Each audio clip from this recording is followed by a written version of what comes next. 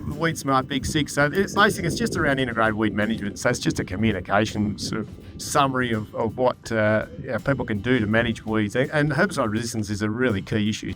We've led on clethodim in canola for a long time pretty heavily. So we sort of look at some of the other tactics that are really important in that. So obviously crop rotation is number one, a little bit around how a mixed farmer or continuous cropper can sort of use different crops that take the pressure off that weed seed bank, number one.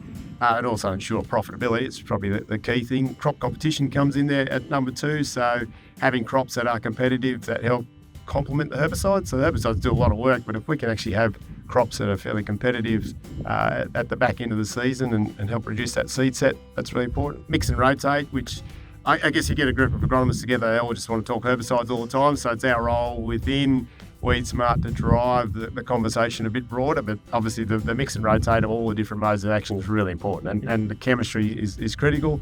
Spray efficacy, so the importance of application timing, the different tools that people have within that space now, like you think of optical spot spraying, camera spraying, there's a lot of things evolving, but the process of getting that herbicide to the weeds, to the pre-em, to the crop topping timing is sort of critical, so that's still an important one.